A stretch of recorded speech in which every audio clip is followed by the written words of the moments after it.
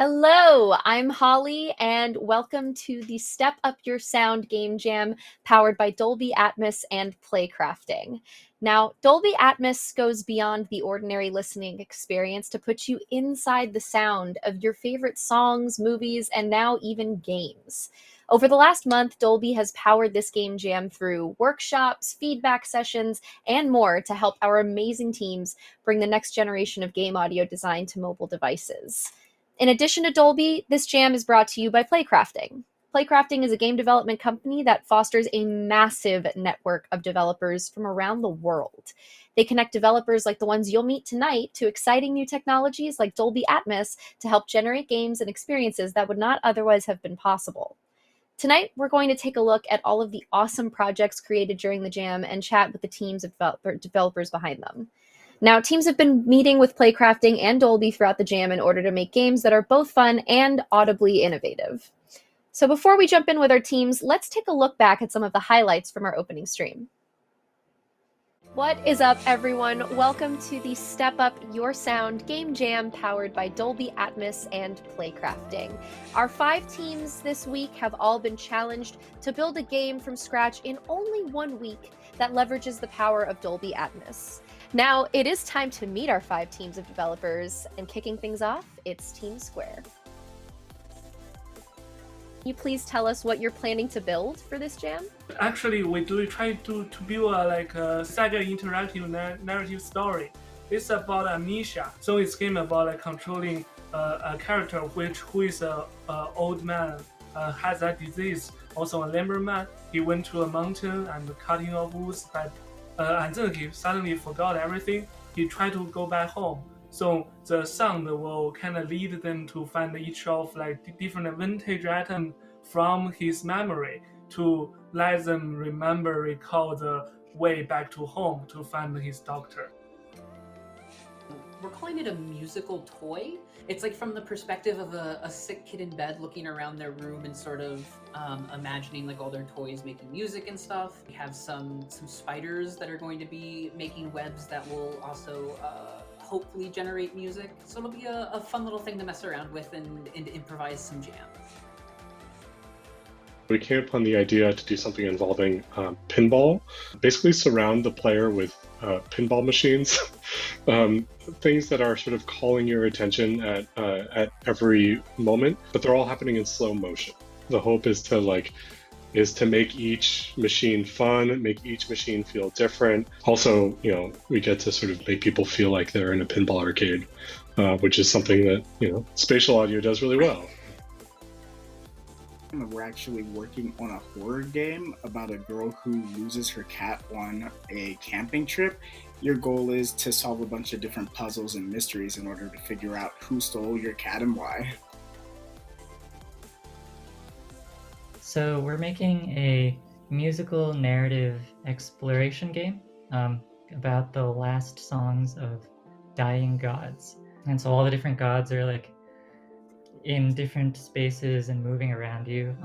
And so we're gonna, use Dolby Atmos to spatialize all that and hopefully make it a really cool experience. Joining us live now is Matthew Reyes, a product manager with Dolby. Thank you so much for joining me. How are you? I'm delighted and excited. Just the first portions of this has got me very excited. I was chatting away with friends and colleagues about how enthusiastic everybody seems and the good energy that I'm picking up from so far. So I'm really happy. We have that idea for a long time to make a game probably lead by sound, but we're always looking for the appropriate technology for that. But after we know Dolby Atmos, that technology, I think they're very suitable for a way to create that immersive experience. So we can't wait to try it out. So yeah, I just really like starting new projects, getting into the nitty gritty of, setting up all your basic systems and the layout of stuff. And it's like making a puzzle, and I find it really satisfying, when you make the edges of the puzzle and, fill in from there. Spatial audio is still such an unexplored frontier. So it's, all these great tools are out there, and I constantly want to be using them more, and I wish other people would use them more. So it's exciting to be able to, explore those boundaries a little bit, do something that not a ton of other people have done. I'd love to get our back end, our groundwork going, just a perfect something where we can hit the ground running. We already worked pretty hard, so we have a good idea of what the story should be, a pretty decent idea about the art direction. Now it's kind of like just scheduling everything out and getting a decent demo build ready. And it's actually the first time we've all collaborated as a group. We're all excited just to, have fun, make a cool game together. And also really interested in what all of the other teams come up with, like everyone's project. It sounds super inspiring. Well, it seems like all of these teams this week are going to be testing the limits of what is possible with Dolby Atmos. So what is the Dolby team the most excited to see in this jam? We're really looking for and really excited about with what I'm seeing at these teams is all of the different approaches that you would explain to other game devs how you would think about creating a game in Atmos with height channels, with enhanced surround immersiveness, and all the other benefits that Atmos brings. This has been the Step Up Your Sound Game Jam powered by Dolby Atmos and Playcrafting. I'm Holly Peppermint. Have a good night.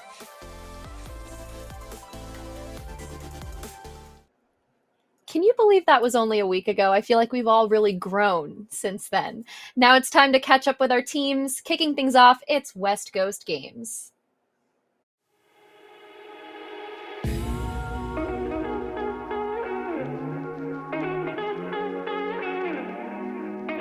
We are Team West Ghost.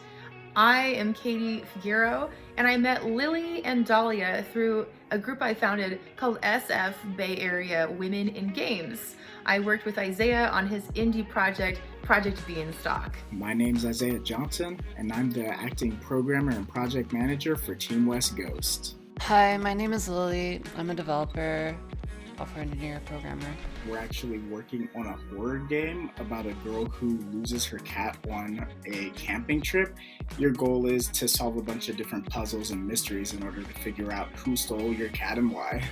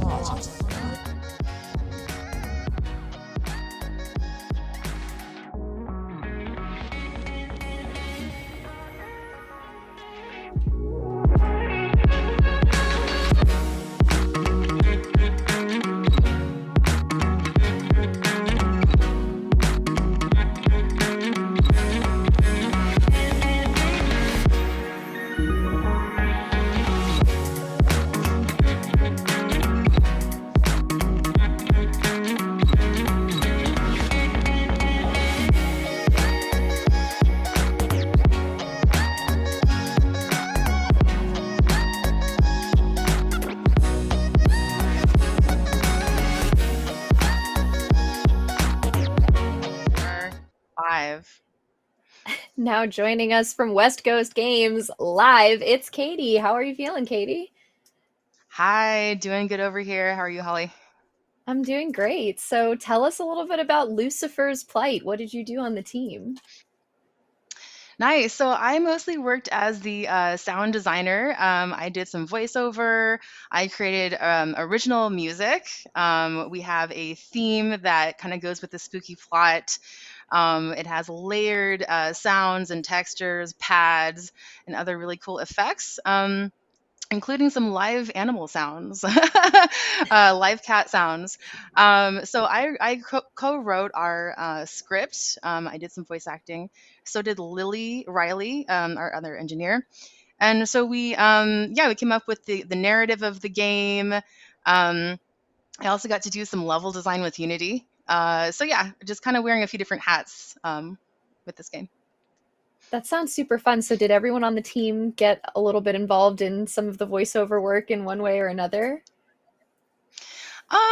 I would say it was mostly Lily and myself. We also really spearheaded the narrative of the game.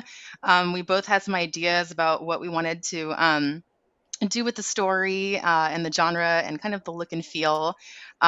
So we so far have 2 voice actors, the 2 of us. Now, we saw in the recap video that you did the very creepy voice of the guide. Have you ever done anything like that before? It looked like a lot of fun. It really was. I have done some voice acting before at a previous playcrafting game jam, actually, but not so much like a spooky, demonic voice that's very otherworldly. So that was different. That was exciting. I got to use the Maris Hedra, which is a certain effect pedal. What it does is it breaks your voice into multiple different voices. And so you can have like a low pitched voice and a high pitched voice at the same time. And so it was really just perfect for this project. That sounds like really cool. It sounds like something that'd come in super handy during like a D&D campaign or something. It's got the so effect, how that's did for sure. Yeah, absolutely. How did the idea for your game evolve throughout the jam week? So we came up with a couple of story ideas, and it was very synergistic. We both, or we all wanted to do like a puzzle adventure kind of game, and so we had a really similar vision from the start. And we also pivoted a little bit halfway through our jam. We got a little bit of feedback from Dolby on how we're using the sound, and we realized that we could really benefit from using the height and the distance that Dolby Atmos can create with audio in a different way. So we added a whole new feature halfway through that wasn't totally planned for the sound. But our idea has stayed like pretty much the same. We're just kind of learning how to use Dolby Atmos in a way that really fits with our plot and our level design. Interesting. Okay, so you mentioned that you ended up pivoting because you were sort of testing out what you could do with your sound. That brings me to my next question, which was what your favorite thing that your team did with the audio in the game was. I would say it had to be the voice acting you saw earlier is our demon character, and it's a flying demon from the other world, or it has an otherworldly sound to it. So like it's very spooky and it can fly. So the best thing that we got to do with Dolby Atmos is so you can make an object feel like it's next to you or above you, like it's near or far away, and you can actually see in the plugin like a person's head, and you can see like if the sound is coming from above you or over to the side, and you can modulate that. You can make it sound like it's circling the air nearby, and so that worked incredibly well with our flying demon character because it sounds like it's overhead somewhere, and it's moving around, and so that 3D surround sound was perfect for this character. Yeah, so of course there's a ton of different applications. There's so many different ideas that could come from using Dolby Atmos. Were there any ideas for other games that came up during your planning that you're excited about combining with Dolby Atmos? Honestly, I'm thinking a lot about like an underwater game. I'm thinking specifically of like dolphins and whales, and also how when you're underwater, things they can sound kind of low frequency and they can kind of reverberate, and also how sea creatures use sound to be able to tell what's around them. So personally, I think it'd be really cool to have like an underwater game with dolphins. Personally. That is such a cool idea, using the concept of like echolocation and how sound is warped Right. underwater. That's very smart. I really love that a lot. So Someday. where are you planning to take your game going forward, Lucifer's Plight? Well, so we have a great story we want to work on and expound upon. We have a couple of characters that are well developed and well voice acted in the game, so we'd like to take the story further, and also maybe in the next scene, design a really interesting way to use Dolby Atmos in a way that we didn't do before, which is pretty exciting. So we're already getting some ideas together. We don't want to spoil anything. But yeah, we'd like to develop the characters and add a little bit more effects, a little bit more visual effects, and also used Dolby Atmos in a way we haven't yet. Get creative. Well, we're all super excited to see what you as a team continue to work on with this game. And congratulations to you and everyone on West Coast Games for a very successful week and a very impressive demo. Yay, thank you so much. We're so happy to be here. Yay. Thank you. We hope to see Thanks, you guys. in another jam. Awesome. Thanks, Holly. All right. Thank you so much again, Katie. Next, let's see what Arpeggio got up to in the jam.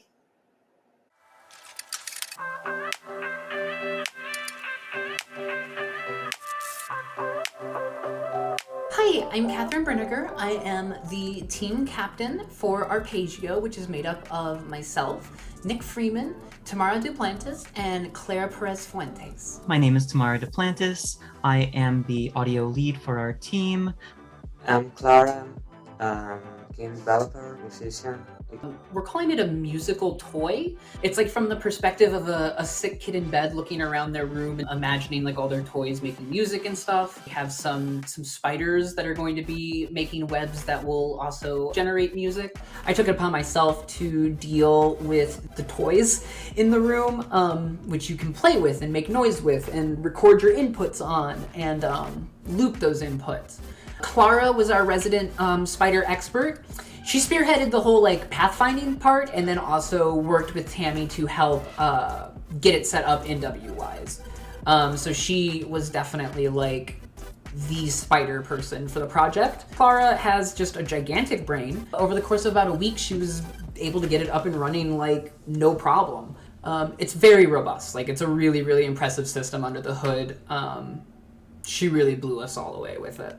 I think some of the most fun of the development process was figuring out the actual noises we wanted to put in. Tammy spent a really long time looking at all the toys, the instruments that we had, and the kind of noises that they could make and how she could make those noises. I think a lot of the stuff ended up getting pushed through a fancy little filter to make all the stuff sound a bit more nostalgic or warmer toned to the instruments. Since this is a kid's room and we want to kind of play up the nostalgia. I think some other things that were cool, during development we had the idea come up that there should be more like interactive things in the room that aren't the instruments, the toys. And that's where the idea of the clock cat came in, where if you tap it, the time of day changes. We also have the window, which you can open and it'll make the curtain move a little bit from the breeze, but also it lets the outside ambient noise come in, and that changes based on the time of day. It was a really good development process. We had a really good time working together. It was just fun getting to figure out the soundscape for the game.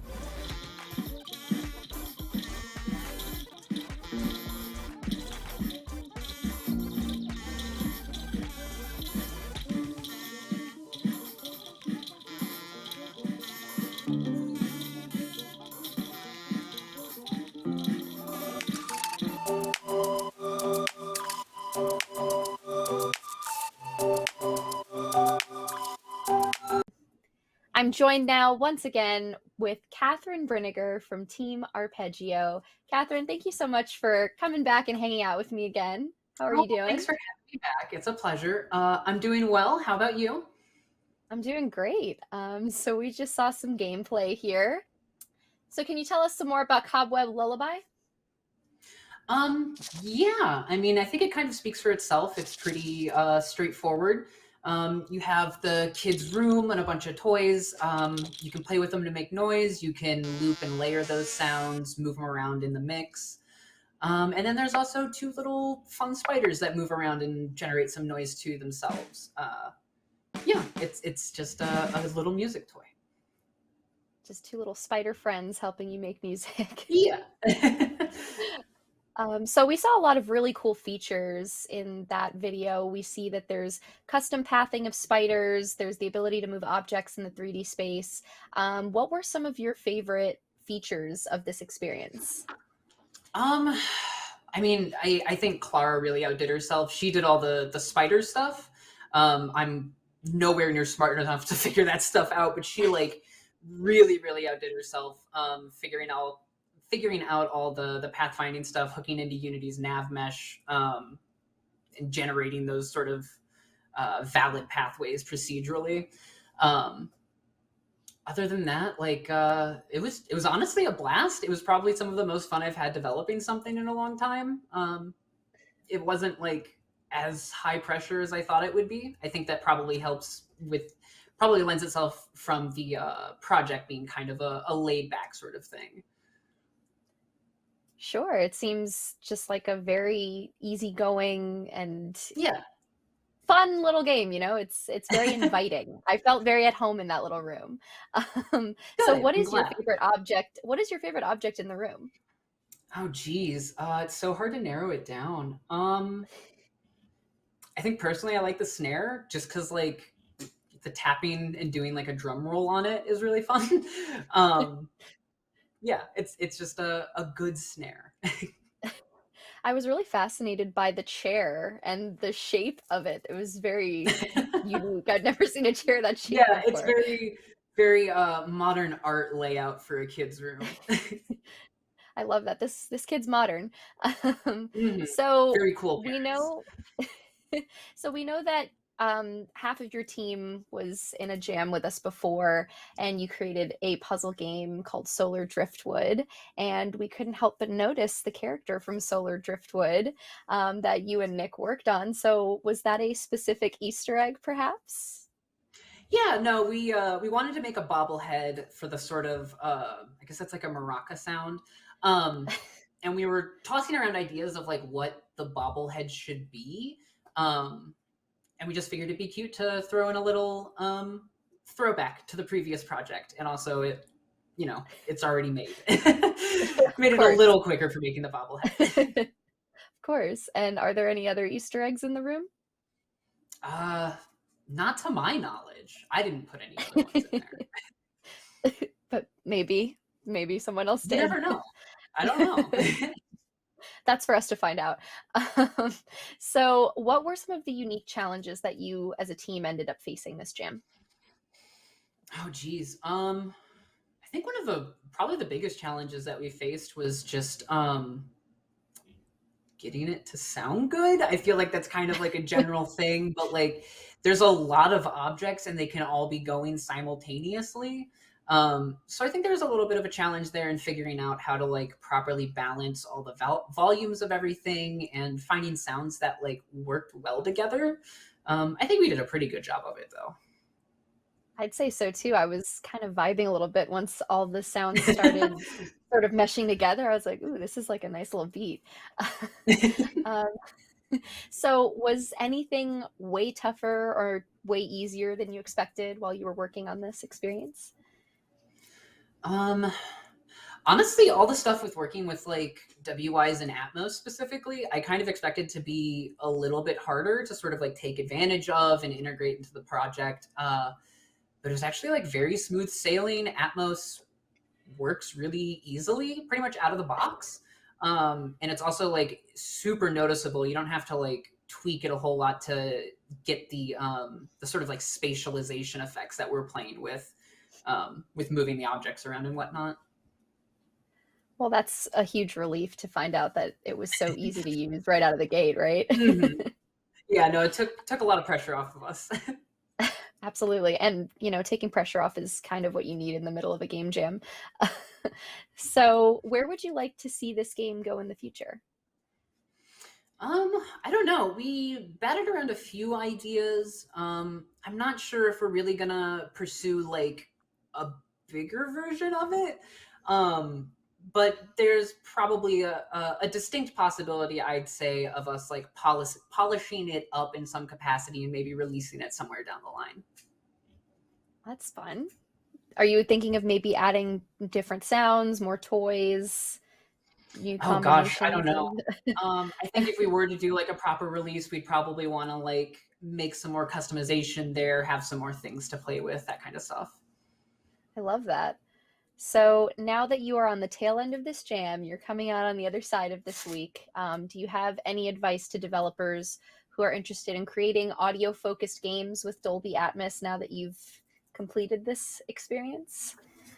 I don't know if I have anything like too specific to say about Atmos other than like it's really good and I enjoyed using it and I would highly suggest anybody else to integrate it into their workflow. I think it's worth it. But yeah, it's just it's a good plugin. Right on. Well, we're super happy to experience this with you and to see the fruits of your labor this week.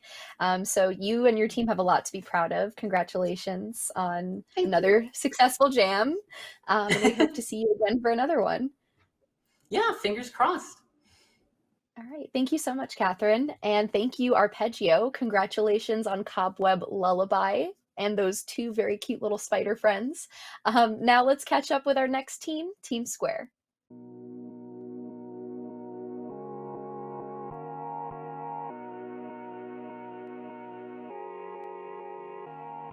Hi, we are Team Square. We are four very good friends coming together, and we always play games together. We come from very different backgrounds, but we all have one thing in common.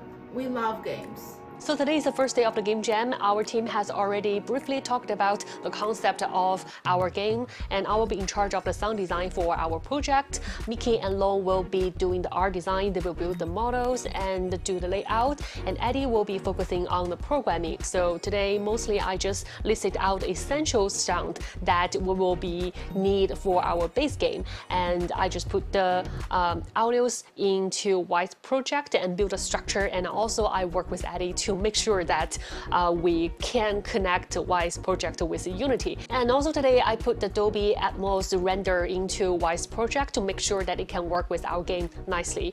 So later on I'm going to try to manipulate some of the properties and settings to see if I can make the sound seems more immersive and realistic to the player. So today is the second day of the game jam, and our team still get a lot of things need to be done. For our game mechanism, we want the players to go and fetch some items, and we want the item to make some noise. So it's kind of will guide the player the way to get it. The yellow cube here will be the item the player can pick up that actually bring up the player's memory. All the items gonna have some special sound effect around it, so you can chasing by following the sound.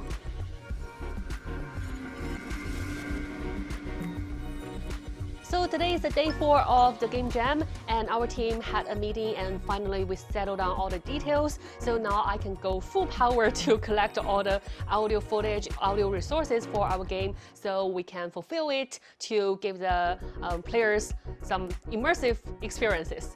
And in the last 2 days, we were trying to build and test the prototype of different events of our game. So later on we can use the prototype to make other work faster. But somehow we got it work. It can run with no problem in our game, but it's not ideal. Hopefully we can get it work ideally in the next couple of days, right? Yeah. Now it's the start of the day 6 game jam, and yesterday I have added all the sound effect to all the items and added some of the sound effect to the objects in different regions. And last night we received one more map from Mickey and Lo, and now I'm going to test it for the first time to see how it looks like. It looks so cool. And we have already built the full gameplay, so I could now test every sound in our game to see how it works. And when testing the sound effects in the new maps, I'm sure there are going to be lots of issues that I need to fix, like adjusting the attenuations and balancing the volumes, and maybe there are some strange bugs will occur. So hopefully we won't get any much big troubles. And Mickey alone is working on the models of the items and the last map and also the character. So we don't need to see the template model in our game, and we can see how our game looks like with everything together in one game. So today is the last day of the game jam, and we have already tested our games on our own for several times, but this afternoon and tonight we are going to group test together so we can collect the feedbacks all together and make adjustment according to that. Hopefully this new feature and detail, the new mechanism, will help us with our storytelling.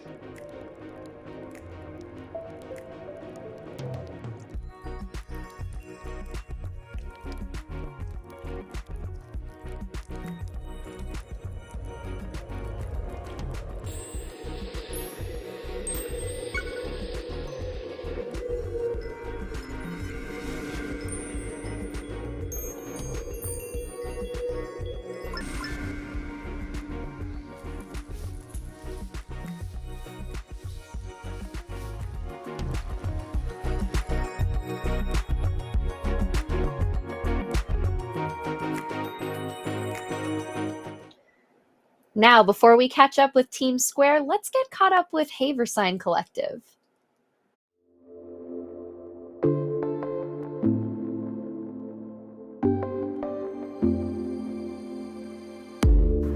We are Haverside Collective, comprised of myself, Dominique Starr, Megan Carnes, and Color Fiction. I'm Megan Carnes. I am a Chicago-based freelance composer, audio implementer, and game designer. So we're making a musical narrative exploration game about the last songs of dying gods. So you kind of play as this like interstellar archivist, and you have to kind of record or transcribe all the god songs before they get forgotten. There are 8 gods orbiting around you, each playing a different instrument and melody, and you control the game by moving and rotating your device around in physical space, like a camera. The biggest challenge we faced during the jam was dialing in all the different settings. Once the groundwork was in place, we had to make things actually feel good for the player. We were a bit limited by the accuracy of the device gyroscope, so I had to adjust some of our design for that. There were also some perceptual details with the audio that were maybe too extreme at first, so we had to scale them back a bit later.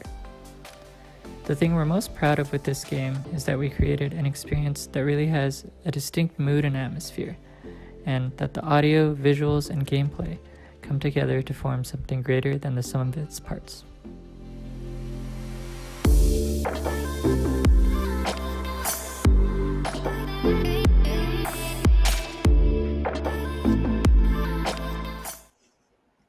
And I am joined now by a very exciting panel. We have David from Haversine Collective, Viviana and Eddie from Team Square, and once again, Matthew Reyes, product manager at Dolby. Welcome, everyone. How are we feeling? Great. Excellent. Thank you. I'm Just a pretty little stoked. tired. All right, well, let's get right into it.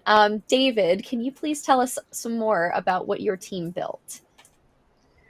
It's a pretty meditative experience. As mentioned, it kind of involves capturing the last songs of dying gods, and the way it works is basically the player looks around in this virtual world, but they move their phone around, kind of like a real phone camera, and we kind of want to encourage the player to kind of explore both the virtual and physical space, and also just really listen deeply to the sounds around them. That was a very unique application of Dolby Atmos, and I really enjoyed that demo. And Viviana and Eddie, can you please tell us more about Team Square's game? Yeah. So our game is about amnesia and also Parkinson disease. So most of our team member has family relatives that actually suffering that disease before. So we try to make a game like to let public to be aware of what happened if they have a family member or close family member that have some disease like that, and what can we do to help them, and what the situation be like when they like have that amnesia issue. So the game is about like controlling an older man to collect his memory pieces to find his way back to home with his doctor together. That's really sweet, and that's so cool that you chose to make this game an awareness of some sort, to bring awareness to this. I really like that idea. So, Matthew, these games both took very different approaches to using spatialized audio. What jumped out to you with these two projects? Well, first I want to say I love all the projects. I'm really excited about what everybody else has come together to produce. So I want to just put that out there. But what's really amazing about both of these is there's this level of creativity that's coming out, both from the artwork but also from the sound design, and that connection that of creativity is the thing that I really am interested in exploring and understanding, because the application of the height and the understanding of the storytelling as you navigate through, I think is that there's a really interesting creative process that I think the world should really absorb and understand better too. Exactly. And David, your team chose to use the phone's gyroscope for controls. Did you feel that you brought something really unique to your game when you combined with the spatialized audio? Yeah, I think so. Because I feel like a lot of times in like sort of traditional, I guess like AR, you're kind of, exploring your physical world around you, but you're not being like immersed in a different world. And also often like the audio experience is not, uh, spatialized to, the degree that we were able to do with Dolby Atmos. So I feel like we were able to immerse the player both on an audio level and a gameplay and visual level altogether, and kind of blur those lines between digital and physical space, and that was really exciting to us. I think those two elements really complemented each other and they worked really well together in your project. Eddie Yeah, and Viviana. Oh, so sorry. No, it's okay. I just wanted to say that the application of the gyroscope and the we don't necessarily like to use the word immersion so much, because immersion is just the experience, but that connection that immersion brings is really where the value is, and that being connected and understanding your position in space as you're going after the gods. That's pretty cool. And that's a unique application that we hadn't exactly seen just yet. So I'm really glad that some new ground was broken there. It's extremely immersive. So my next question is for Eddie and Viviana. The scale of your game was really staggering for a jam, especially for just 1 week. What made you want to tackle such a huge scope in just 1 week?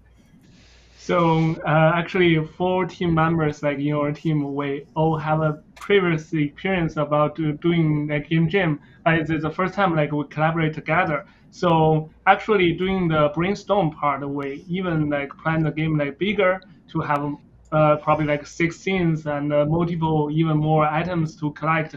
By then, like we shrinking it down to current like final plan.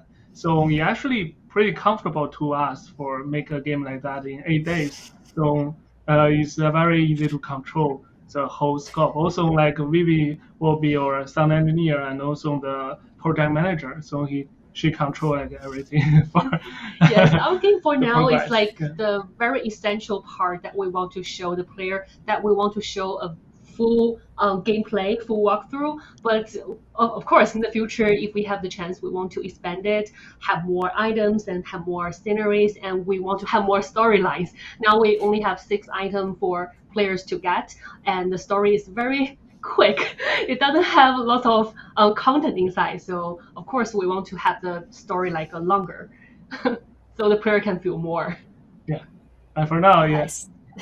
I still think for just 1 week, the story was very, very impressive. So you have a lot to be proud of for sure.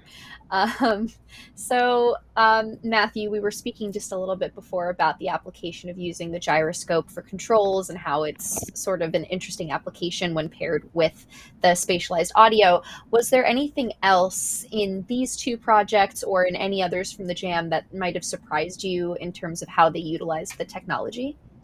Yeah, every project has that one special thing that really kind of highlights what is the Atmos opportunity, if you will. I do want to compliment Viviana and Eddie. I love how you have that height dynamic and that exploration. You have like things popping out, and you can perceive some height difference when you're walking around. You realize you have to climb up some landscapes. That's a beautiful use of the height, the dynamic height, as we call it, that Atmos brings. The Cobweb story, or the Cobweb game, is really a fascinating use case as well, because you actually have some control of multiple elements, and that was brilliant. And the idea of being able to engage and control an object, and then you can see where you're putting it, but then also experience its change when you start to pay attention to something else. that's also somewhat unique in what we've seen, and you don't see that a lot in other spatialized games too. So I thought that was particularly special. And the same thing with the Lucifer game as well. There's also some really cool dynamic height changes there. And so what what I want to really kind of dig into though is for both you and David and Viviana and Eddie is how did you think about it? Like let me ask you first, Viviana and Eddie, like how did you sit down, think of the art, think of the artwork, and then come up with like what you wanted to do with the height and the immersiveness of Atmos? Rihanna is our MVP here. I'll say that at first we of course we need to check what Atmos Dolby Atmos can do. That especially we want to bring in this height and the sound from behind those experience. And we thought, of course, we need to make it like a 3D thing. And for the story that we for sure we want to create different sceneries that will show not only show the situation for amnesia patients, but also we can show different ambient sound, and we can in the scenery we can have different objects. Like for the snow forest, we can have the trees or the snow, but we can have some more things. And to achieve those sound of the height, so our art designers they create this terrain, so has this like some mountains and some lower things and the caves that's their ideas to bring the sound. I think that's a great idea that we not only can have the birds like swinging above, we can have like something on the mountain that is different feelings of the height of the sound. Also for like dynamic object, we have this some kind of like spiritual guide kind of floating around the player, can guide the player to lead to the next item. So that's something we can totally use that Dolby Atmos to have that greater immersive Yes, effect. we have the guiding, the spirit guide just swing around you, so you will hear the voice like just hanging around you. Yeah. Right. Experience. I think the thing that really captured my attention, though, from a creative perspective, is your use of darkness and even the bright snow, because what it does is I felt that it limits your visual, and it really requires you to kind of use your ears a little bit more, and that's a really an advanced approach that I was like, okay, that when I was playing it and experiencing it, it makes you focus in more on the sound, and I thought that was a good approach. And I was just wondering, was that on purpose, or was that just a byproduct of the creative process? It just happened that way? I think that's like our artists actually designed the concept art for making that content. Yeah. So also for like decide the items, like what kind of sound we discuss a lot. So we want to make the sound like especially for the item sound, because like the character in the game is actually in a mental world. He's not in the real world. He's in the mental like mountain to find a way back home. So we wanted the forest sound to be realistic, but at the same time, all the item sound the player gonna tracing will sound like otherworldly. So when you hear it, you will directly see like that's somewhere very special, unique sound. So yeah, we're gonna use the art also to make that contrast too. So yeah, that was a very cool connection. And speaking of otherworldly, David, when the idea of having different musical instruments, each of the gods have a different musical instrument, but being cohesive to have like a very beautiful musicality to it. I mean, I have like some noisemakers behind me, but that takes a special kind of talent. That how did you design each element in 3D space above you? How did you design that so it still sounded good no matter which god you started looking at first? Yeah, that's so Megan Carnes on our team did all of the composing for that. So that's really a good question for her. But I think part of it was kind of like having everything kind of be in the same key at the same tempo, kind of making sure. And I think Megan mentioned that like part of the cool thing with Atmos is that you can write and create music that have these 8 layers all playing different things, and have it sound cohesive because everything has like a point in space with Atmos. And so if you're hearing it in stereo, it might just be like way too much. Yeah. But because like everything is around you, it actually sounds really good and really cohesive together. So I think, yeah, that's definitely credit to Atmos for making that possible for us.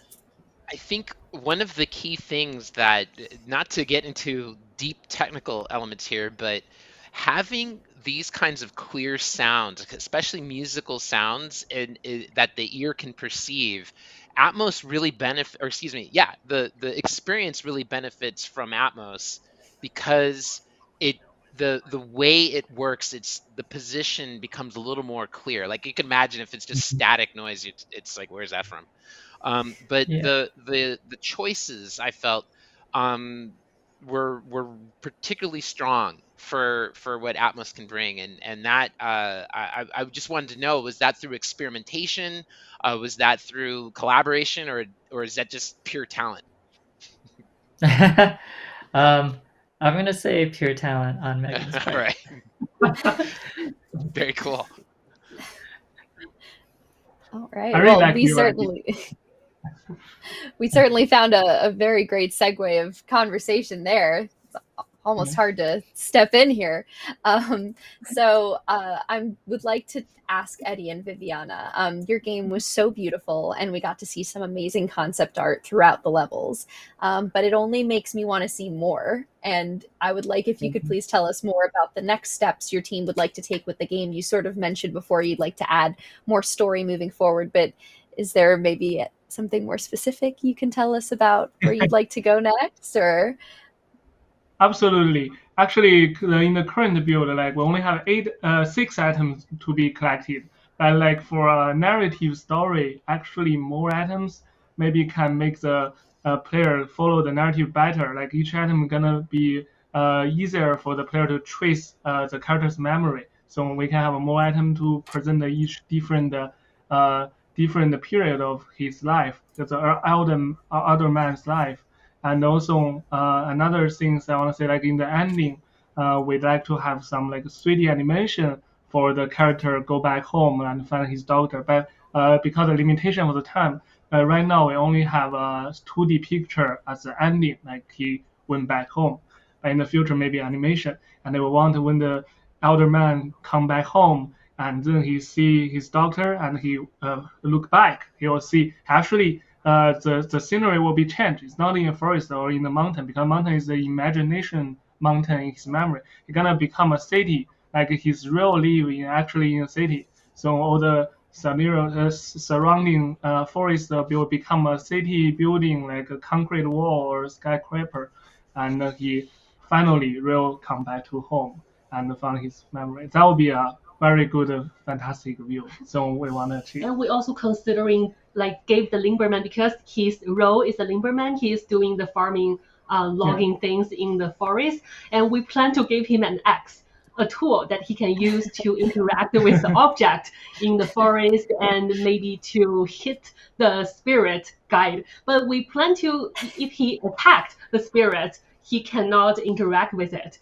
He needs to calm down and just talk. Yeah, maybe talk or do something else. So it's kind of also reflect the anxious of the amnesia patient, because in their mind sometimes they're very aggressive and they're so anxious. So he cannot use any like aggressive actions. So this is something that we're considering bringing in to so we can also interact with more objects. So I can have more sound to add in. Yeah, definitely. Yeah, there's some cool ideas there. Imagine if you have like an axe, you can swing it above your head and bring it down to the right or something like that. So that's another one application. Yeah, that's a cool effect. Yeah, that's pretty neat. And let me say this too. Every team here in the Game Jam is we are here to support any ongoing effort that you want. I'm encouraging it because I think everybody's got something that we can really push out and promote. And there are some additional elements that, for the purposes of this game jam, we didn't talk about. But for these in-game cinematic videos, you can encode that in Atmos. That's original Atmos, right? That would be these little videos. So you can do some of that. There are also some other advanced effects that we can talk about that if anybody who's interested, that's why we're here. It's not that we're just making a tool and handing it out for everybody to use. We are supporting the game developer to actually understand and use the tool. And everybody I've been on a call with, and we've been working together to some degree or another. But we're here to continue that until you have a product that everybody's happy with. And if you do want to release it and everything sounds great and everybody's happy with it, we'll even put our logo on it. There's a process we can do that as well. So I want to make sure you understand that. And of course, anybody else who wants to join the program that's watching this, as these plugins are free, and the support is something that Dolby is known for, and that's why I'm developing it the way, or that's why we're developing it the way we are. Cool. That's would be great. amazing. Yeah, that's amazing, Matthew. Thank you so much for that. I would like to turn the question to David now after hearing that you could get Dolby support. What does your team plan to do moving forward with this game? Yeah, we definitely would be super interested in exploring a lot of those other things that you mentioned, Matthew. And yeah, Dolby has been so supportive throughout the jam already, so that's super kind of them to extend that support to all of us. Yeah, I think we have a couple ideas that we want to implement, definitely some polish steps, but really we would love to get it out to people as soon as possible. We're really excited to have people try it out, so I think it'd be really fun. Awesome. Well, Matthew, did you have any final questions or comments for our devs before we wrap up here? Yeah, no, I just wanted to say this. The process has been fast. It's been definitely, understandably, there are some parts that have been more difficult than others. The value that has been brought out is priceless. We have learned so much. We understand a lot of things that we can do to make things easier for indie game devs, and that I just didn't know, and now we're actively pursuing how to make things even better for everybody else in the future. Again, I just want to reiterate that we're here to make this work, and for the long haul. This isn't we're not going anywhere. Atmos is enabled on iPhones. It's enabled on Samsung devices and other OEMs worldwide. And we have more and more phones that are activated every year. And so this is a technology that's going to keep getting better, and I'm really excited to share it with everybody. Thank you so much, Matthew. It is so amazing and encouraging to have representatives from companies that are dedicated to helping our devs and supporting them, and we're just super happy to have you here working with us. I do have one question I would like to ask, because I can't help but notice that Matthew and David have guitars behind them. So who do you think would win in a guitar battle? David. No. David. Definitely not. Yeah. I'm gonna give it to Matthew. Yeah, it's a bass guitar that I use to get very specific sounds out of, and it makes a great decoration. Fair enough. David does have two guitars, so. Yeah. All right. Fantastic. Well, thank you all so much for joining us. Thank you, Matthew, David, Viviana, and Eddie. We're going to catch up with some more teams, but this panel has been super fun, and thank you for chatting with me tonight. Thank you. Thank you. Thank you. Yeah. Thanks so much, y'all. Thank you so much again to David and Haverside Collective, as well as Eddie, Viviana, and the rest of Team Square for their fantastic work during this jam. And also thanks again to Matthew Reyes for joining on stream, having such a great attitude, and for helping to guide our teams throughout the process. Now let's catch up with our last team, Audio Talk.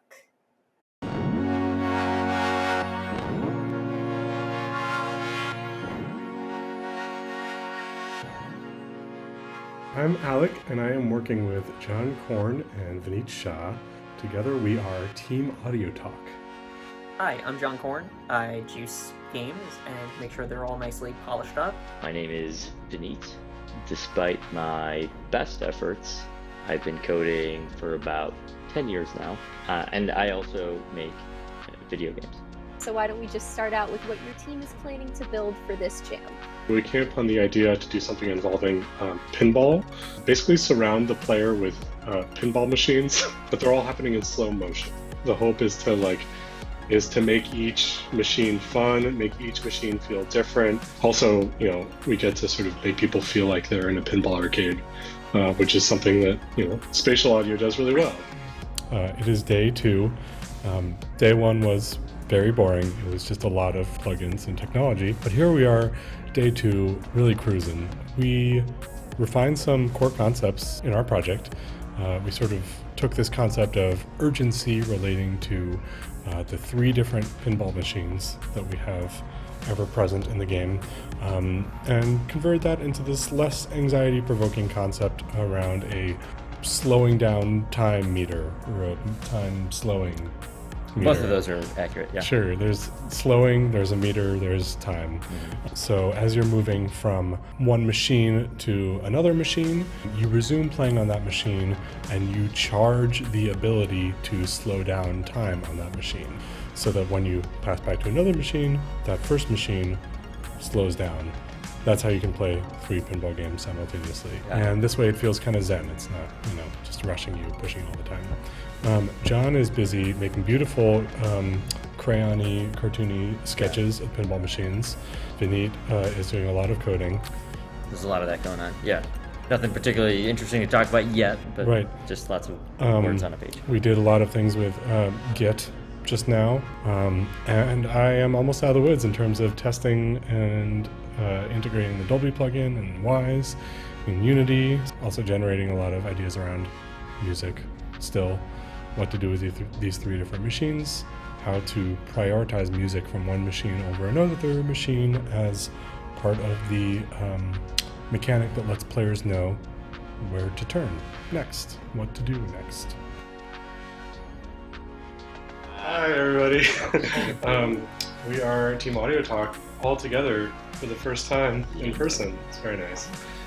I finally got spatial audio just working well on a basic level, which is a big thing, so that I can start to prototype with sounds and Wise events directly, which is really nice.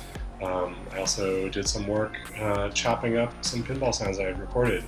The tentative plan right now, I'm just going to say it so that I can manifest it, is to use those sounds for both physical sound effects that are all spatialized, and also music that is spatialized. So, did a lot of Git. I incorporated a really big library and effects system into the game, so hopefully the game is going to be super juicy in about a day or so. And I started making it juicy. Yeah. We have a game. It's a game. Yeah.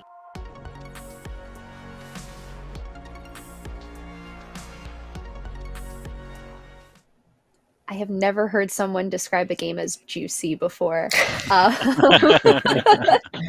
absolutely love that. I am joined by John and Vineet from Audio Talk and special guest from Playcrafting, Dan Butchko. How are we all feeling tonight? Feeling good. Good. Yeah. All right. Well, can you please tell us more about OK Pinball? Yeah, so it's a pinball game that is neither good nor bad. It's okay pinball. In the words of Alec, who's not here tonight, but I think the way he described it was, it's about reminding the player that time and attention are precious resources, and we should spend them wisely by playing pinball. Well, what's a better pastime, really, from kids that grew up in the arcade days, long gone. Vineet, the game mechanics here are really impressive. How hard was it to get all of that coded in just 1 week? Yeah, it was. There are parts that were easy, parts that were hard. John's kind of a genius at prototyping games really, really quickly. So I think within the first 2 days, John had the switching between 3 different pinball machines working, and kind of the basics of what a pinball thing would look like for us to be like, okay, yeah, we can definitely make this game.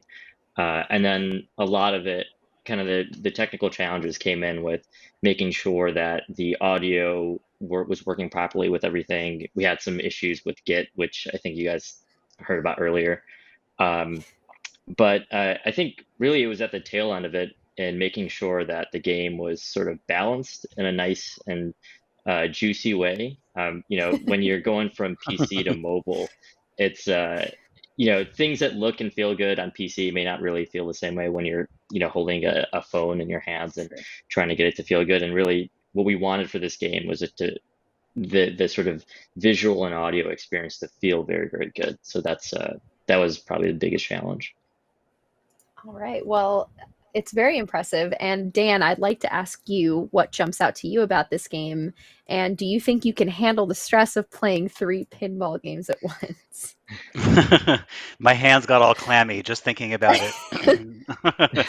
Yeah, when I'm thinking about playing this game, it's reminding me of the positive stress of a game like Overcooked, where you have to sort of manage multiple tasks at the same time. Fortunately, I think like playing pinball is a lot more fun than cooking. So playing 3 games at the same time, I'd like to think is a little bit less stressful than trying to like cook a bunch of dishes at the same time. But I think it's just a really cool application of, taking a simple concept, which is pinball, and then just like turning up one particular variable. In this case, it's the number of games being played. And I'm excited to dive in and actually check out how audio plays into that. What are the cues coming from the left and the right, indicating that you have like another pinball game to go ahead and pay attention to. So I'm super excited about it. It's something that when we set out with jams like this, you never know what to expect. And I would never have guessed that something like Pinball would have come up. So I'm super stoked to check it out. See, as a lifelong player of 3D pinball on the desktop computer before internet, Yeah. I feel like even I would have a lot of trouble trying to keep all these irons in the fire. So it's a really fun application of that concept. So we know that Alec was the main sound engineer on the team. What was it like working in other areas of the game and needing everything to feed back into the audio? Yeah, so it really it didn't become too much of a challenge because for the most part, 2 of us were together during the jam like every day. So it was a lot of just communicating our needs and when things, like knowing when things will come up. We've worked together on a few other games before, the 3 of us. So we kind of had a good flow and relationship already started, and understanding the way the other people kind of work or like to work. So it was really just a lot of communicating and either like trading laptops, like, hey, I need you to do this, or like, hey, can you sit in my chair right now? And I'm going to sit in your chair, and like, we'll just trade off on tasks, which we do a lot for everything. So yeah, I guess it's good. It's just kind of like flowed in with our normal workflow. Trading laptops seems like a really good strat, actually. I might have to apply that daily work life. Dan, what have you been most impressed by with Audio Talk as well as other teams based on what you've seen and played? Yeah, I think especially with Audio Talk, we gave teams just a week to do something here. It's the middle of a pandemic. Not every team is completely in person with one another. It's hard enough to get something to just work in a really short period of time when it comes to building games during a game jam. And the fact that Audio Talk took on this challenge of building essentially 3 pinball games in one at one time and making it also sort of like one cohesive game all together at the same time, I was just super impressed. And I'm excited to see where the game goes from here. And then when we talk about, the whole collection of games that we've seen here tonight, I'm just blown away by the variety of applications that folks have really, gone ahead and they dove in and challenged themselves to come up with games that look totally different from one another, that play totally differently than one another, and are really showcasing Atmos in exciting and different ways. This is early on in the life of Dolby Atmos, and the folks that you see here tonight are doing things that have never really been done before. So hats off to everybody for just really showing up this week. Absolutely. All these teams have so much to be super proud of. And I do have one question for the two of you. I would like to know who is the best on the team at the game and who is the best at real life pinball. Not me. Probably not John. Yeah, Not John's maybe not the best. I don't know actually. We haven't done a real life pinball tournament, which we should. We should maybe do that. You have to now. But yeah, now we're definitely gonna do it. Probably I'd probably say Alec is pretty good. He's been really testing this game a lot, and he's had his hands on both like the PC and mobile versions pretty consistently to tweak the audio. So he's probably the best, but maybe don't tell him that. I'm just gonna claim it's me for right now. We won't tell anyone. For the duration of this jam, you obviously had to focus on just one game. But before you narrowed down on this project, or maybe as you were working on this project and you saw what was possible with Dolby Atmos, did you get any other ideas for other games that you could possibly apply this software to? Do you have any other ideas you might be excited about exploring in the future? Yeah, so we were playing with the idea of making it was 5.5 days into the jam. We're like, we should just scrap this and make a pachinko game. And we all talked each other up on it. We're like, yeah, this would be awesome. We just drop all the metal beads in and we have all the sound effects going everywhere. And we can use all the effects director stuff. And then luckily we kind of all talked each other out of it because it was a terrible idea to just scrap it 5 days in. But with the initial idea too, it was kind of more pinball's a decent base level, and it's just okay, pinball, and then she's okay, pinball, 2 pinball machines. Oh wait, no, 3. Oh wait, slow time, right? Charging bars, and just kind of I think adding more stuff to a simple idea was kind of where we thought was the interesting part, is branching off and just keep seeing how far we can push a small idea. Right on. Well, maybe we'll see a pachinko game from you all in the future. But before that, where would you like to take OK Pinball going forward? Probably releasing it maybe at some point. I think we were surprised by how easy it is to pick up on a phone. It kind of, I think we'd all kind of theoretically supposed that it was going to work okay. It was going to work OK Pinball, but actually having it in your hands and playing it was much more interesting and intuitive than we had thought. So probably going forward, it's going to be tweaking the level design. I think originally we had conceived 3 different pinball machines instead of replicas of each other. So kind of going in on what those 3 pinball machines would be and how they're different, and then balancing the challenge of, even though time slows when you're switching between machines, it's still a pretty difficult game. So making sure you get that balance between zen and stress, that's the kind of thing that we want to find the right middle ground between. Just kind of letting your players find a rhythm and almost sort of turn their brains off and just kind of go with the motions of it. Right. So Dan, I'd love to give you an opportunity here to be a game designer. What would you like to see Audio Talk add to OK Pinball to up the challenge? Yeah, no, I think just what Vineet had just said, it is a very hard game right now. And for some of us, pinball is already pretty hard. Sounds like John struggles with pinball a little bit too. And I'd say that if there can be a little bit more of a ramp up for sure, a little bit more hand holding in the beginning. And then I think from there, obviously, this was just made in 1 week, and it's insane to see what you all achieved in 1 week. Obviously, pinball machines come to life when you're adding all of those literal bells and whistles and all of those little decals and little turning figures and stuff. So, I'd love to see some more of that as you go along, if you continue working on the game, as I'm sure you all have grand visions of where it could go, whether it is 3 replicated of the same pinball machine or 3 different ones. Maybe there's some interesting stuff to play with around the gyroscope. I think now that you have that core in place, there's a lot of different directions that you can take it. But you all are the professionals here, so I'm just sort of an observer on the outside looking in. What do you guys think about that? Yeah, I mean, Yeah, that's we definitely do need to reduce that learning curve or and make it a little easier. But yeah, I mean, really, that's been the most. You know, you talk about bells and whistles, but that's probably been the most satisfying part about building this game out is really kind of just putting those little bumpers and bells and sounds in and feeling that it really adds a lot to the game. And it's sort of the magic of pinball is, you know, pinball is pretty juicy to begin with. It's very tactile. There's a lot of just visual stimulation and audio stimulation. So definitely getting that stuff in there would be huge.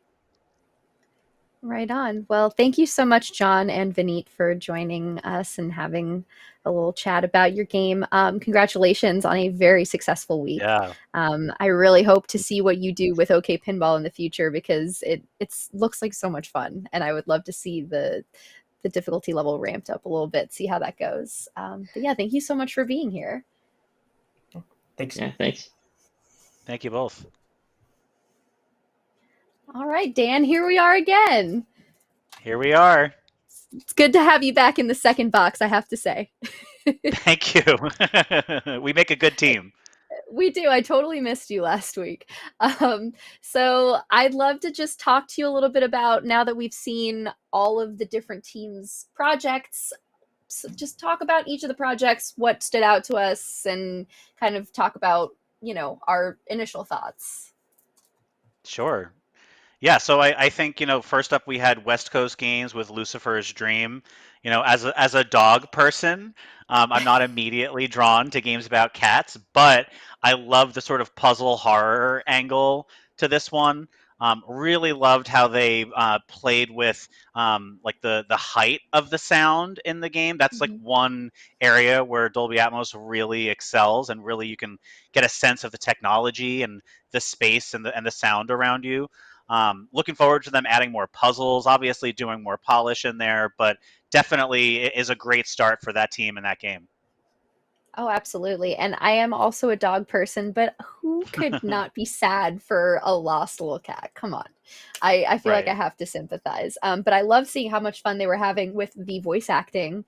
And I thought it was really nice that they were sort of working together as a team to get those voices in there. So I thought that that was a very charming game.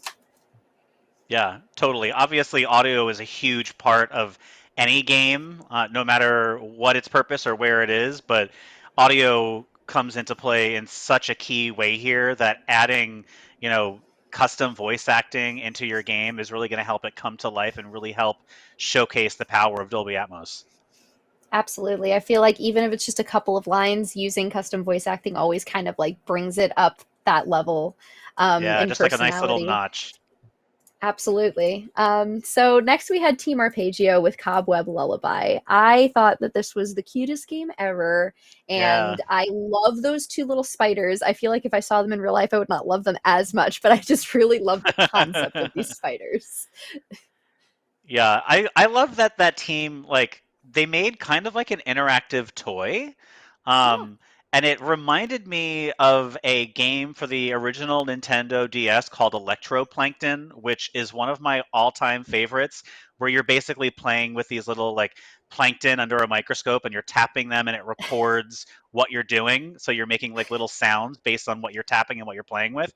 That's exactly the vibe that I got from Cobweb Lullaby. And the fact that they were able to like give that room so much personality visually on top of all these different audio toys that you could play with and make your own strings and whatnot. I thought it was just a really clever application and a nice little toy that could really help, you know, folks understand what's possible with Dolby Atmos.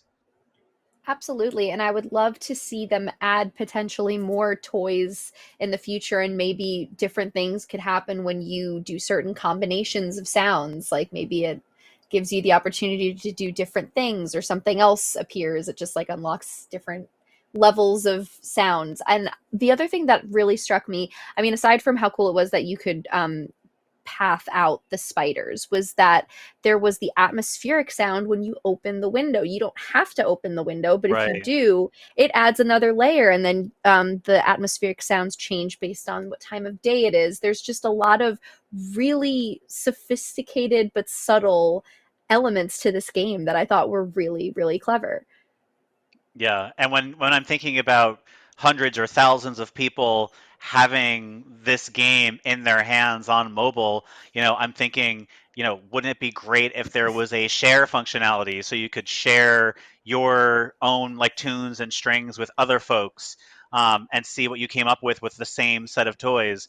Obviously, it is very much like an interactive toy, but I'm sure there's ways that they can also integrate like leveling up and unlocking new different toys and features in the room. Maybe that becomes its own little metaverse, and there's like another room that you go to next that's kind of like another level. I'd love to see, what does the dining room look like? Are you banging pots and pans together? There's just so many cool places that you can go with it, and they just, they built such a great foundation.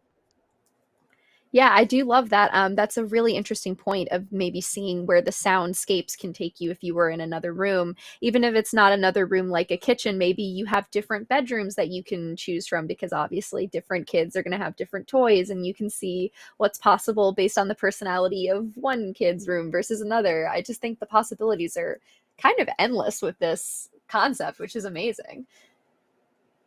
Totally. And then next up, we had Team Square with Away Home. And I just have to say, I think that, like, across the board, this game just, like, oozed personality and ambition. Like, the first thing I thought as soon as I played it, it was like I was, like, jumping into the world of Breath of the Wild or something. There's just such a lived-in feel to that world that they built out in such a short period of time. Obviously, it's a small slice, but such a cool idea. You're playing along and you're collecting memories. Again, really great application of height and immersing through sound like via height with Dolby Atmos. The art direction on it was just out of control. Amazing achievement for 1 week. I was simply blown away by the art direction. You said it best there when you said it feels lived in. And I was so impressed when I was interviewing Eddie and Viviana, and I asked them, how did it feel undertaking such an ambitious project over the course of just 1 week? And Eddie essentially said they were all super experienced, and this was basically what they baselined themselves for within a week, which was just nuts to me because I was like, you are true professionals here at work. It's just such a stunning game, and like their choice to make it a game that sort of sheds a light on a particular subject and sort of bring awareness to the amnesia patients and what they go through. I thought that was so interesting, and it felt really personal because I think Eddie also mentioned that some of their family members also went through that. Yeah, totally. And you can really feel when a designer and a developer like puts their own personal story or their own personal touch into a game, no matter how like long or short it is. And that definitely came through here. And obviously, we're talking about audio left, right, and center here across the board because we're talking Dolby Atmos. But ultimately, these games and games like them are going to be in the hands of a bunch of folks like on their mobile devices, and there needs to be a really great marriage of audio, design, programming, and visuals all in one. And I just think that the team worked really beautifully together on this, and their skill sets really sort of fit together in such a great sort of puzzle piece sort of way. Just like great team synergy, exactly something you want for a jam like this. I think it turned out so favorably. Next up, we had Starweaver by the Haverside Collective, and they were the only team to use the gyro controls. What did you think about that? I thought it was brilliant. I mean, when you have that mobile device in your hand, gyro is such a big part of like being able to move around in the physical world and interact with something on the screen at the same time. We see that in AR games. Like AR games wouldn't even be possible without gyro, So seeing them so quickly jump in and like hone in on gyro specifically, I thought was just such a genius idea. And obviously with David, Color Fiction, and all the rest of the folks on that team, we've worked with them on a bunch of other things in the past, and they always bring such a high pedigree when it comes to both art and audio. So it's so cool to see that married with this one particular feature, which is the gyroscope. So you're not just like staring at your phone or like moving it left to right. You're moving it in like 360 degrees. Just such a cool way to show the possibilities of Dolby Atmos for sure. It was a very unique application, and it even sort of flirts with the application of Dolby Atmos for AR. So, like, that's something that's super exciting. And I'm sure that Matthew was super excited to see that as well. He seemed very, very excited about it when we were in that panel. I also just thought the story was very breathtaking for this particular game. Like it's very simple, but it was just very striking. You know, it's they're dying gods and they want to be commemorated through their music, and I think that was a really beautiful narrative to have. And the gyro aspect really makes you feel immersed in this very beautiful world. So I thought that was very cool. Totally. And yeah, you know, this is I think like phase 1 of Dolby Atmos for games and mobile like this. And folks like Haverside Collective are really on the cutting edge of like this new frontier that is now possible through Dolby Atmos. And I think Matthew mentioned that like this is one of, if not the first applications of gyroscope or like something along those lines. Like these devs are really, really, you know, building new paths moving forward, and it's so cool to see folks like just like test it to the limits and like dive in and not just try to come up with, you know, what is a mobile game that we can do that integrates Dolby Atmos. Instead, build something like Starweaver that is, what is a mobile game that we can build that is only possible and only understandable through Dolby Atmos. And I think that really came through here with Starweaver for sure.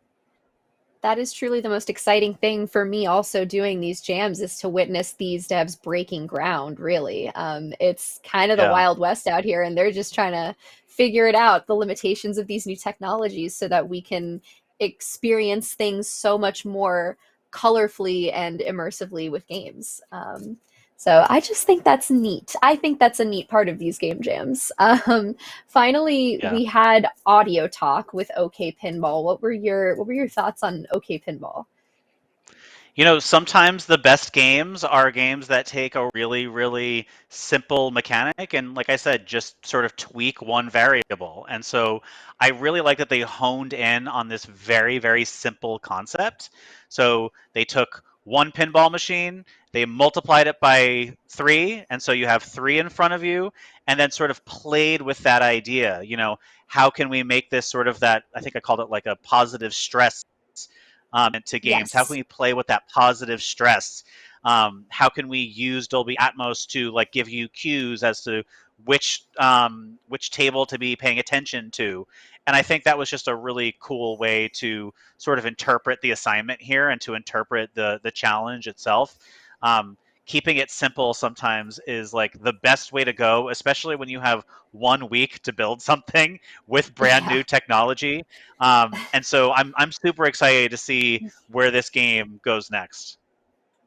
Oh yeah, it really forces you to sort of prioritize. And for a game that everyone knows pinball, but you don't know pinball like this, which was very cool. I mean, gone are the days of the pinball arcades, but I feel like there must have been that show off at the physical arcade that was working like 3 machines at a time, but in real time, you know?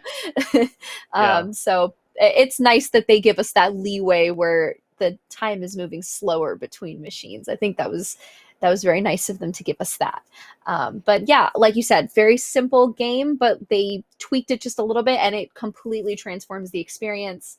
I really liked your comparison of it to Overcooked, because I think that's like the perfect, you know, stress level concept there. It's just like you're having fun, but everything is happening so much all the time, and there are like a Right. million fires, and you're just like, It's like real life, just like real life in 2021. yes.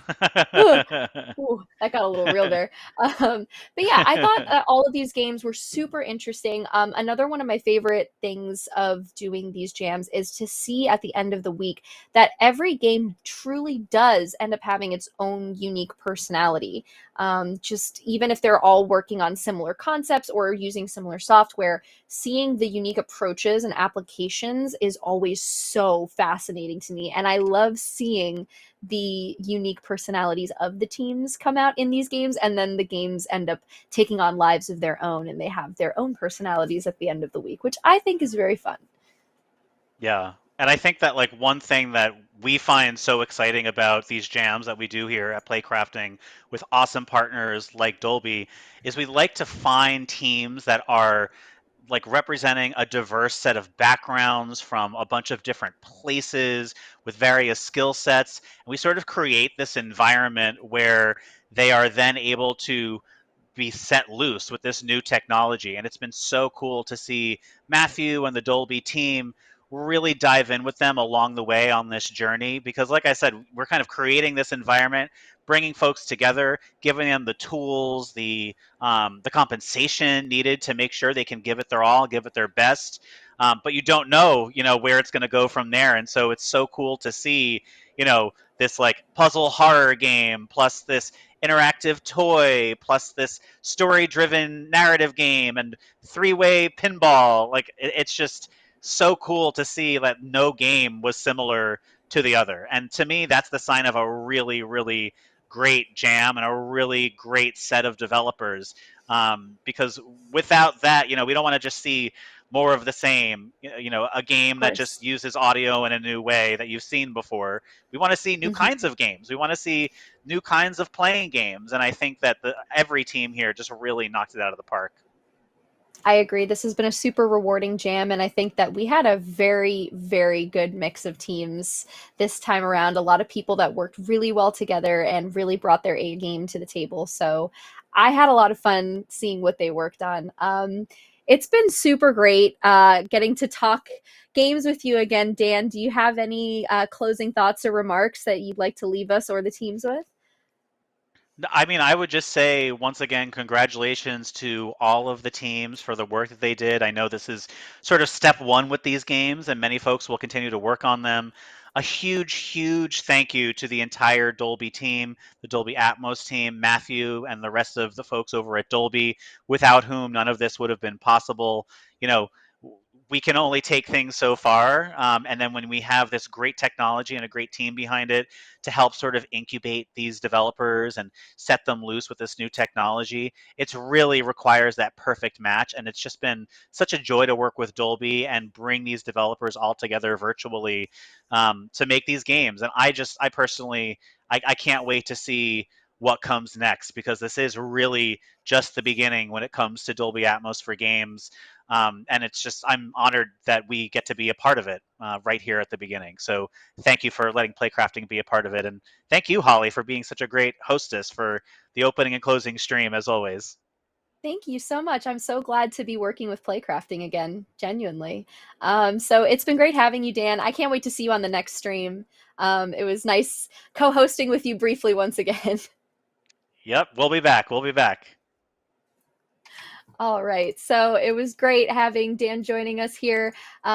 It's time to close out the stream, very sadly, but we've had a very eventful stream. We had some amazing panels, some amazing panelists, and it's time to give one final thank you to all of our amazing teams. So once again, thank you to West Coast Games, Arpeggio, Team Square, Haverside Collective, and Audio Talk. We also wanted to give a big thank you to Dolby Atmos and Matthew Reyes for joining us on this team and on this stream, helping out to make all of this possible. And really, Matthew, thank you for your enthusiasm, for your support, for being so open and willing to help these teams. It goes such a long way, and I think it really showed with the quality of the projects at the end of this week. I think it was really apparent that they were getting stellar support from you and your team, because we saw some really amazing and impressive things today. So just thank you so much again. And if you'd like to see more of these teams and projects, be sure to follow Playcrafting on Twitter, as they will be posting more information and videos in the coming weeks. I'm Holly Peppermint. Thank you so much for watching and spending some time with me tonight and these amazing teams and cool people that we got to chat with. And I hope you have a great holiday season and an amazing, healthy new year.